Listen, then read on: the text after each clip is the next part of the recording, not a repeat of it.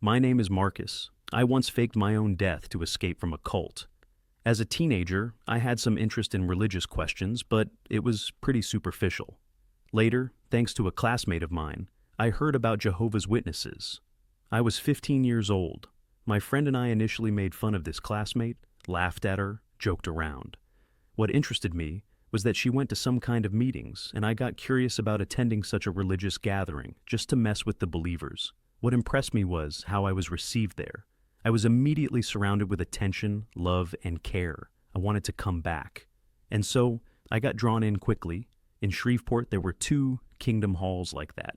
Kind of like how we're sitting here now in this library. There's a stage, there are rows of seats. This building used to be a kingdom hall for Jehovah's Witnesses. That's what they call their places of worship. Meetings were held here. Every week, many people came here, indifferent. Cities where I've been, I've noticed similar buildings more than once.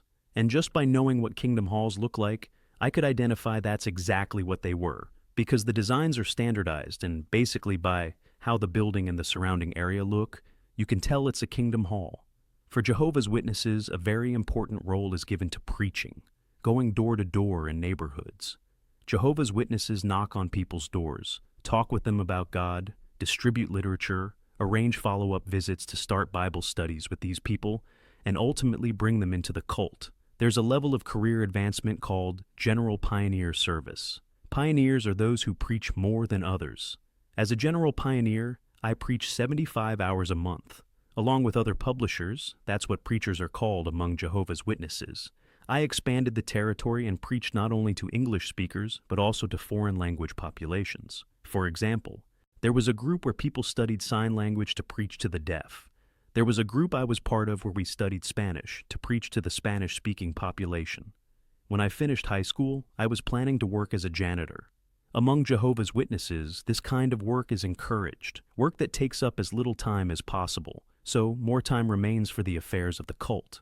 When I reached draft age, I applied for alternative civilian service because Jehovah's Witnesses prohibit military service.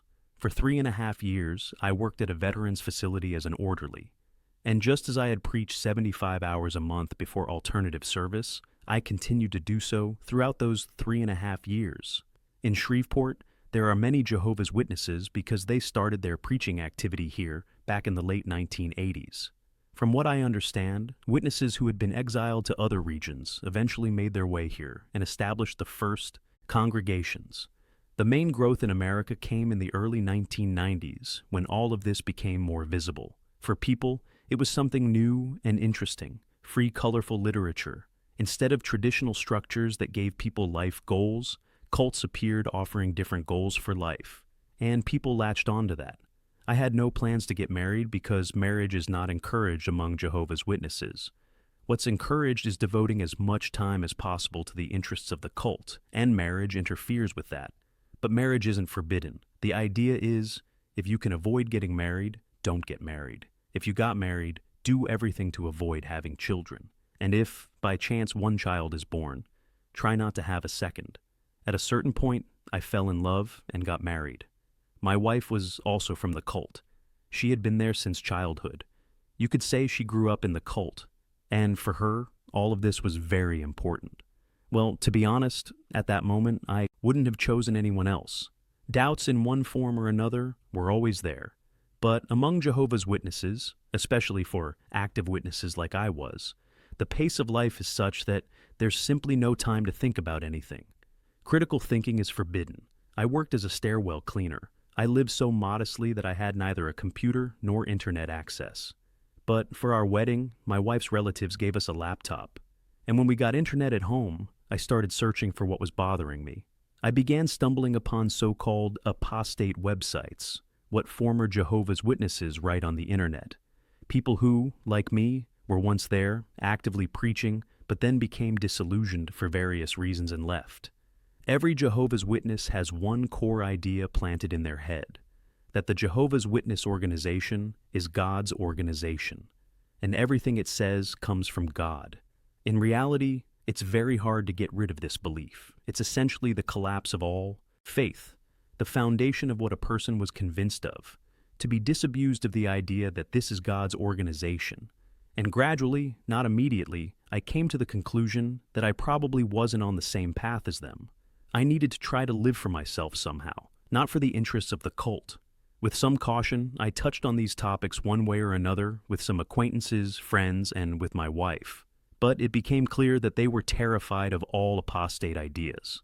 And eventually, I understood that if I was going to leave, I'd be leaving alone.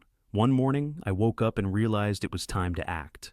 I had an inflatable raft at the time, and I disappeared from home with that raft. I went to our family's lake house because it was right on the shore of the Red River. There was an opportunity to leave a suicide note and create a scene as if I had taken several heavy anchors, pushed off from shore, and vanished. In the suicide note, I described this method that I supposedly chose, drowning. But in reality, I just left my hometown and went to the nearest big city where no one knew me, Dallas, Texas, and tried to start a new life.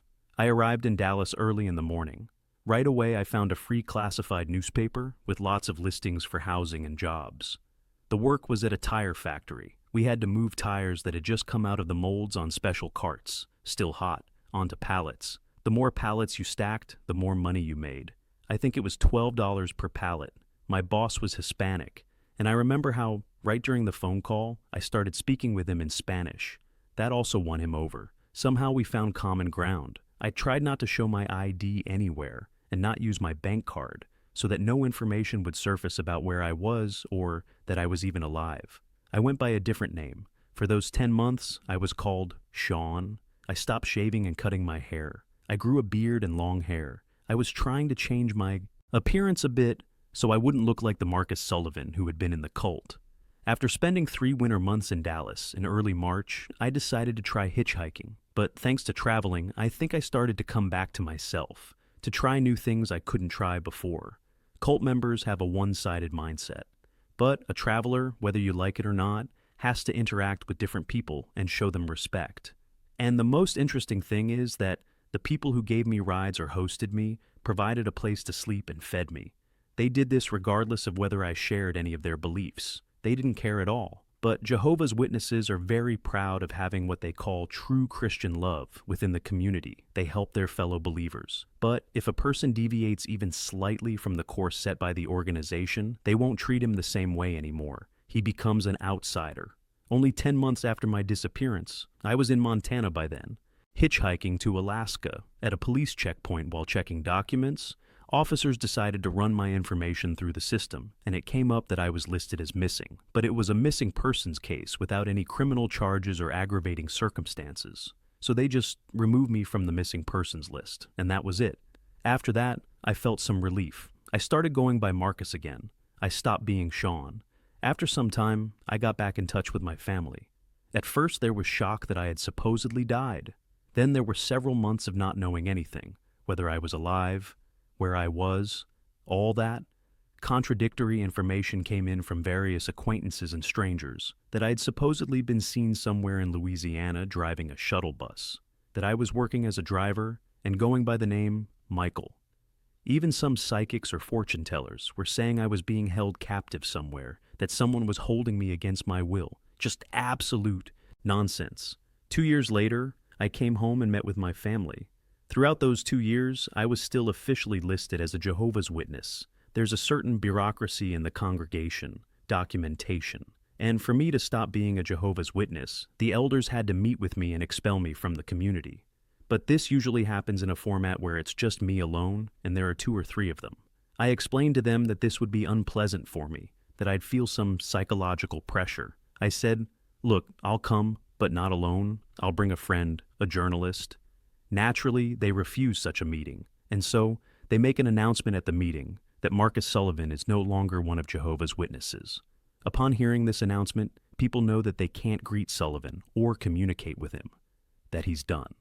This announcement happens somewhere in the middle of the meeting. Most often, these are boring announcements that hardly anyone listens to. And in the congregation, the majority are elderly women who sometimes get distracted or even fall asleep. Another part of the audience is children who also aren't listening very carefully. And so, when they made the announcement at the meeting, Marcus Sullivan is no longer one of Jehovah's Witnesses, I applauded, and it was very interesting that several elderly women and children joined in with applause as if it were some joyful event. It was funny. My wife and I never met again. She didn't want to meet. She divorced me unilaterally. When there are no children, it's not difficult to do. And that was that. There was certainly some regret.